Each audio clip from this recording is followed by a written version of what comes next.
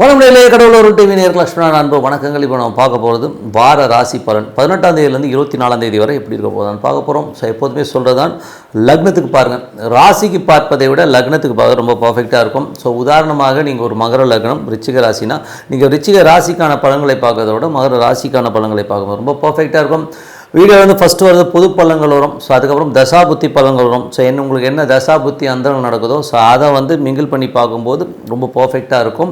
வீடியோட எண்டில் tip of the week இருக்குது, மறக்காமல் பாருங்கள். கன்னிராசி. ஸோ கன்னிராசிக்கு பார்த்தீங்கன்னா உங்களுக்கு ராசியாதிபதி புதன். ஸோ புதன் பார்த்தீங்கன்னா உங்களுக்கு எங்கே இருக்காரும் போது புதன் 3ல் இருக்கா. ஸோ 3ல் உள்ள புதன் பார்த்தீங்கன்னா உங்களுக்கு தொழில் ரீதியான விஷயம் நல்ல ஒப்பந்தங்கள், புதிய ஒப்பந்தங்கள் வருவதற்கான இப்போ ரொம்ப சிறப்பாக இருக்குது. அதுக்கப்புறம் 2 மற்றும் 9ஆம் அதிபதி சுக்கிரன் 4ல் இருக்க போது புதிய தாயாலும் தந்தையினாலும் நல்ல லாபங்கள் வருவதற்கான வாய்ப்பு ரொம்ப நல்லா இருக்குது. அது மட்டும் இல்லை, புதிய சொத்துக்களோ இல்லை புதிய ஒரு தாயாருடைய சொத்தோ இல்லை தந்தையுடைய சொத்தோ உங்களுக்கு வருவதற்கான வாய்ப்புலாம் ரொம்ப நல்லா இருக்குங்க. ஸோ அதெல்லாமே ரொம்ப சிறப்பு தான். 3ஆம் அதிபதி. ஸோ 3ல் உள்ள 3ஆம் அதிபதி செவ்வாய், 3 மற்றும் 8ஆம் அதிபதி செவ்வாய் 11ல் இருக்கும்போது திடீர் அதிர்ஷ்டங்கள், திடீர் விபரீத ராஜயோகங்களாக வருவதற்கான வாய்ப்பு ரொம்ப நல்லாயிருக்கு. சின்னதாக லாட்டரி டிக்கெட் வாங்கலாம். கொஞ்சம் திடீர் அதிர்ஷ்டங்கள், திடீர்னு ஒரு காசு வராது, திடீர்னு எதிர்பார்க்காத ஒரு விஷயம் வாங்கிட்டு போகணும், கொடுக்காதவன் திடீர்னு கொடுத்துட்டு போகிறதுக்கான வாய்ப்பு கொஞ்சம் நல்ல ஒரு லாபகரமாக இருப்பதற்கான வாய்ப்பு ரொம்ப நல்லா இருக்குது. மற்றபடி உங்களுக்கு 4ஆம் அதிபதி. ஸோ 4ஆம் அதிபதி மற்றும் 7ஆம் அதிபதியான குரு. ஸோ 4, 7ஆம் அதிபதியான குரு பார்த்திங்கன்னா உங்களுக்கு 9ல் இருக்கும்போது நல்ல ஒரு பிரயாணங்கள் மேற்கொள்வதற்கான வாய்ப்பு இருக்குது. ஸோ தாயார் நல்ல ஒரு ஆன்மீக பிரயாணமோ வெளியூர் பிரயாணமோ போகிறதுக்கான வாய்ப்புலாம் இருக்குது. ஸோ கணவன் மனையும் சேர்ந்து வெளியூர் பிரயாணங்கள் போகிறதுக்கான வாய்ப்புலாம் ரொம்ப சிறப்பாக இருக்குங்க. 5ஆம் அதிபதியான சனி உங்களுக்கு 6ல் இருக்கும்போது குழந்தைகளோட வளர்ச்சி ரொம்ப சிறப்பாக வரும். குழந்தைகள் அடுத்த கட்டத்துக்கு போகிறதுக்கான வாய்ப்புலாம் ரொம்ப நல்லாயிருக்கு. அதுக்கப்புறம் பார்க்கும்போது அது உங்களுக்கு என்ன மாதிரி விஷயங்களை கொடுக்கணும்னா உங்களுக்கு குழந்தைகளோட வெற்றி பெரிய லெவலில் இருக்கும். ஆன்மீக சுற்றுலா பிரயாணங்கள் ரொம்ப சிறப்பாக இருப்பதற்கான வாய்ப்புலாம் ரொம்ப நல்லாயிருக்கு. அதுக்கப்புறம் பார்க்கும்போது உங்களுக்கு 6ஆம் அதிபதி. ஸோ 6ஆம் அதிபதியான 6ஆம் அதிபதியான சனி ஆட்சி பலத்தோடு இருக்கும்போது வேலையில் நல்ல ஏற்றம், நல்ல லாபங்கள் வர்றதுக்கான வாய்ப்பு ரொம்ப நல்லா இருக்குது. வேலையில் நல்ல ஒரு எதிர்பார்க்காத திடீர் திருப்பங்களாக நல்ல ஒரு வருமானங்கள் வருவதற்கான வாய்ப்பும் ரொம்ப நல்லா இருக்குங்க. ஸோ இது 6, 7 நட்சத்திர பரிவர்த்தனையில் இருக்கும்பொழுது கணவன் மனைவிக்கு நடுவில் சின்னதாக ஒரு மனப்புழுக்கங்கள் உள்ளுக்குள்ளே புழுங்கிக்கிற மாதிரி விஷயங்களும் கொஞ்சம் பார்த்து நடந்துக்கணும். மற்றபடி உங்களுக்கு 8ஆம் அதிபதியான செவ்வாய் 11 விபரீத ராஜ முதலே சொல்லுங்கள், நல்ல யோகங்கள் தான். ஸோ நல்லா யூட்டிலைஸ் பண்ணிக்கங்க. வர காசை கொஞ்சம் சேவ் பண்ணிக்கிறது ரொம்ப ரொம்ப நல்லது. மற்றபடி 9ஆம் அதிபதியான சுக்கிரன். ஸோ 9ஆம் அதிபதி சுக்கிரன் 5ல் இருக்கும்போது 4ல் இருக்கும்போது என்ன மாதிரி விஷயங்கள் நல்ல ஒரு லாபங்கள். ஸோ இதில் என்னன்னா 4, 9 ஒரு திரிகோணாதிபதி, திரிகோணத்திலே இருக்கும்போது சிறப்பான பலன்களை கண்டிப்பாக கொடுத்துரும். அதனால் நல்ல லாபங்கள் வருவதற்கான வாய்ப்புலாம் ரொம்ப நல்லாயிருக்கு.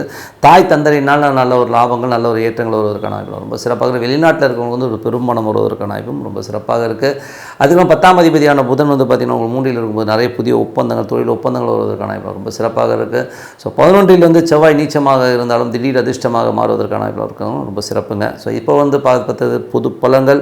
இப்போ பார்க்க போகிறது தசாபுத்தி பலன்கள் எப்படி இருக்குன்னு பார்ப்போம். ஸோ உங்களுக்கு கன்னி லக்னமாக சூரிய தசாபுத்தினா சூரியன் பார்த்திங்கன்னா உங்களுக்கு 3ல் இருக்கா. ஸோ 12ஆம் அதிபதி 3லும் நிறைய பிரயாணங்கள், சின்ன தூர பிரயாணங்கள் போகிறதுக்கான வாய்ப்பு நிறைய இருக்குது. அது நல்ல ஒரு சிறப்பான வளர்ச்சியை கண்டிப்பாக கொடுத்துருங்க. ஸோ அதுக்கப்புறம் பார்க்கும்போது கன்னி லக்னமாக இருந்த சந்திர தசாபுத்தினா சந்திரன் பார்த்திங்கன்னா தொழில் ரீதியான விஷயம் நல்ல லாபம், நல்ல ஏற்றங்களும் வருவதற்கான வாய்ப்புலாம் ரொம்ப நல்லாயிருக்கு. இந்த வாரம் ஒரு சிறப்பான வாரமாக கண்டிப்பாக இருக்குங்க. ஸோ கன்னி லக்னமாக இருந்த செவ்வாய் தசாபுத்தினா செவ்வாய் பார்த்திங்கன்னா உங்களுக்கு 11ல் இருக்கும்போது திடீர் அதிர்ஷ்டங்களை, விபரீத ராஜயோகங்களையும் கொடுப்பதற்கான வாய்ப்புலாம் ரொம்ப நல்லாயிருக்கும். இருந்தாலும் சின்ன சின்ன ஒரு மூத்த சவளோ சின்ன மனக்காயங்களோ ஒரு அவமானங்கள் ஏற்படுவதற்கான வாய்ப்புகளும் கொஞ்சம் கவனமாக இருக்கணுங்க.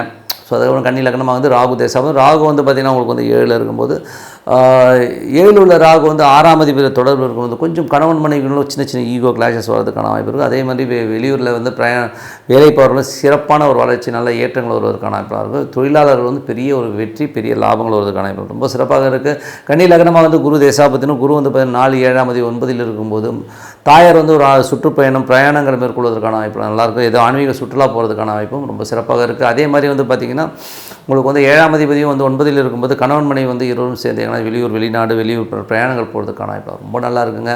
ஸோ கன்னி லக்னமாக இருந்து சனி புத்தி நடக்கணும். சனி பார்த்திங்கன்னா உங்களுக்கு 5ஆம் அதிபதி 6ல் இருக்கும்போது குழந்தைகளுடைய வளர்ச்சி ரொம்ப சிறப்பாக இருக்கும். வேலையில் இருக்கவங்க வேலையில் நல்ல வருமானம், கொஞ்சம் வேலை பளுக்கள் அதிகமாக இருக்கிறதுக்கான வாய்ப்புலாம் ரொம்ப நல்லா இருக்குங்க. ஸோ நல்ல வேலை பளுக்களை கொடுக்கும்.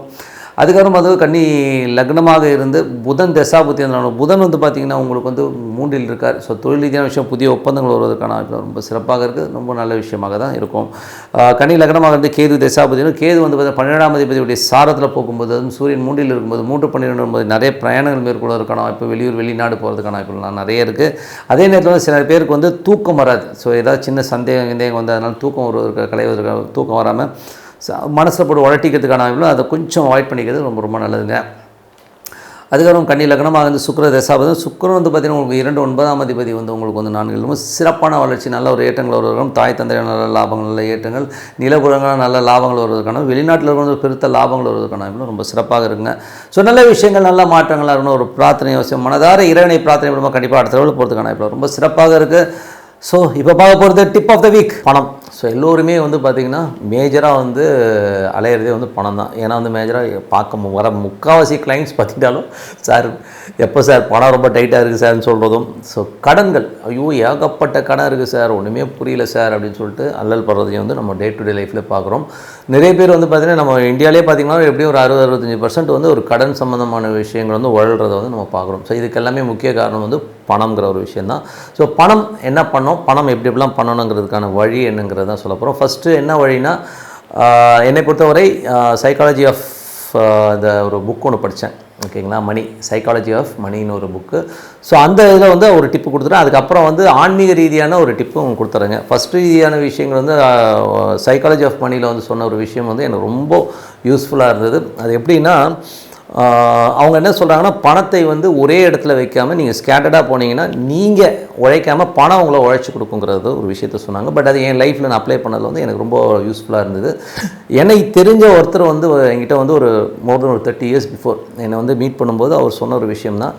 ஸோ அவர் வந்து ரொம்ப சாதாரண ஒரு அக்கௌண்டண்ட்டு. ஸோ அக்கௌண்டண்ட்டாக இருந்தவர் வந்து பார்த்திங்கன்னா ஒரு கல்யாண பத்திரிகை வைக்கிறாரு. அவர்கிட்ட கேட்குறேன் நான், என்ன அங்கிள், அவர் கேட்டார் என்கிட்ட எவ்வளோ காசு இருக்குன்னு நினைக்கிறேன். அவர் சொன்னார், அப்போவே சொன்னது வந்து பார்த்தா 2 பொண்ணு இருக்குது, 2 பொண்ணுக்குமே 8 lakhs வச்சுருக்கேன், அது இல்லாமல் என்கிட்ட எவ்வளோ இருக்குன்னு நினைக்கிறேன். நான் சொன்னேன், என்ன அங்கிள் ஒரு 5 ரூபா வச்சுருப்பீங்களா, 5 லட்ச ரூபா வச்சுருப்பீங்களான்னு. ஏன்னா அன்றைக்கி 30 வருஷத்துக்கு முன்னாடி 5 லட்சன்றது வந்து ஒரு பெரிய காசு.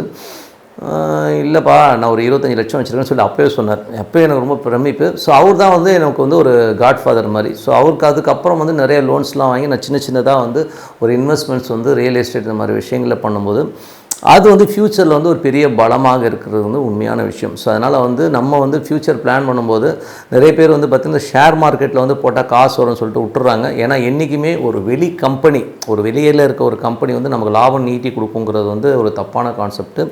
இதில் வந்து கோல்டு பார்த்திங்கன்னா உங்களுக்கு வந்து ரொம்ப லேட்டாக கொடுக்கும். இப்போ கூட லேட்டஸ்ட்டாக வந்து ஒரு 6 மாதத்தில் பார்த்திங்கன்னா இது நிறைய ஏறிச்சு. பட் ஜென்ரலி பார்க்கும்போது ஒரு ரேட் ஆஃப் இன்ட்ரெஸ்ட்டில் வந்து பார்த்திங்கன்னா லேண்டுங்கிற ஒரு விஷயம் வந்து உங்களுக்கு ஒரு 30% வருஷத்துக்கு வந்து உங்களுக்கு லாபம் ஈட்டி கொடுக்கும். அது எப்படி ஈட்டி கொடுக்கும்னா, ஒரு 1 லட்சம் போடுறீங்கன்னா அடுத்த வருஷம் வந்து 1,30,000, அதுக்கு அடுத்த வருஷம் 1,30,000 வந்து இன்னொரு 30%. ஸோ அந்த மாதிரி ஏறிட்டு போகும். பட் இது இமீடியட்டாக நடக்குமானா இமீடியட்டாக நடக்காது. ஒரு டைம், அதாவது எப்படின்னா ஒரு 5 years டைமில் வந்து இந்த பர்சன்டேஜ் கண்டிப்பாக ஒர்க் அவுட் ஆகும். இது வந்து நீங்கள் உழைக்காமலே வந்து உங்களுக்கு பணம் வந்து பல கோடிகளாக வரதை வந்து நீங்கள் கண்டிப்பாக வந்து லேண்டில் பார்க்கலாம். ஸோ லேண்ட் வச்சுருக்கவங்க மட்டும் இல்லை, உங்களுக்கு ப்ராக்டிக்கலாக நீங்கள் பார்த்தீங்கன்னு தெரியும். நீங்கள் வாழ்ந்த ஏரியாலே வந்து ஒரு லேண்ட் வந்து ஒரு 10 வருஷத்துக்கு முன்னாடி என்ன ரேட் இருந்தது, இப்போ என்ன ரேட்டு போகுதுன்னு நம்பதே எனக்கு தெரியும்.